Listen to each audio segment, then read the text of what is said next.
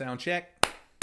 I'm back again. It's One Round with George, me, George Jakovic, where I give you 3 minutes, one round, my thoughts about what's going on in boxing. Have I mentioned that Sugar Ray Leonard is my favorite fighter of all time? When I was a kid, there was a thing called the Sugar Ray Leonard Fan Club. It was a clipping in maybe Boxing Illustrated or Ring Magazine. Sent a couple of bucks in, and they sent me a poster. They sent me, supposedly, a little leather piece of the ring from the 1981 fight with Thomas Hearns. But something I still have today, I had the single, It's Your Day, Sugar Ray. Still have it.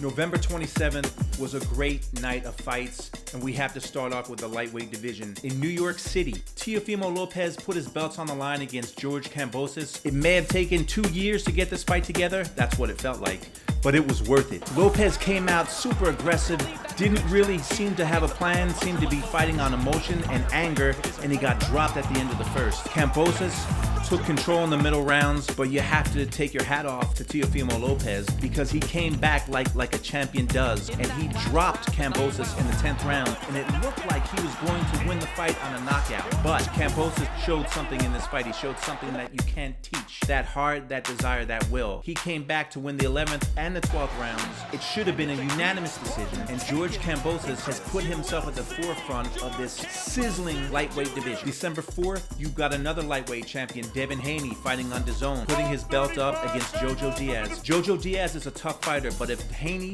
is the fighter we think he is, he's going to win this fight. And then on Sunday, in a Showtime pay-per-view, Tank Davis, another lightweight champion, is in action against the rugged challenger, Isaac Cruz. Gervonta Davis has proven to be a draw. This fight is at the Staples Center in Los Angeles. Davis is the favorite going in. I think Davis wins this fight. December 11th, the man who was the man, Vasily Lomachenko, he's back in action fighting Richard Comey. Lomachenko has said he wants to get his belts back. Just think of all these fights that can be made. You have the young phenom Ryan Garcia. Just a few pounds underneath them is New Jersey's own Shakur Stevenson. Let's hope that the politics of boxing don't stop great fights from being made. All right, hang on. Also, Saturday night, November 27th on Showtime was a great 122-pound unification match between Brandon Figueroa and Stephen Fulton. And man, for 12 rounds, these guys went at it. Fulton early on looked like he was taking command, but Figueroa just would not stop throwing punches. It was a close fight. I thought that Fulton edged it out. I'd love to see a rematch.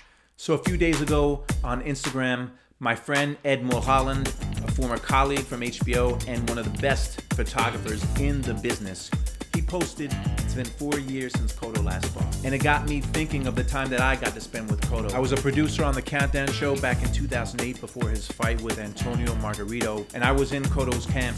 Back then, he was a young, undefeated fighter. His team was amazing. Brian Perez, his right-hand man, actually picked me up from the airport. First time I had ever met him. They were nothing but gracious and kind to us. I got to meet Miguel Cotto's father, who was an incredibly giving, generous man, and it was my honor to meet him. It's a special memory to me. So that's a wrap. One round with George, another one in the books. Please go to my YouTube page, like it, subscribe to it, and don't miss the next episode of George's Boxing Scrapbook Stories.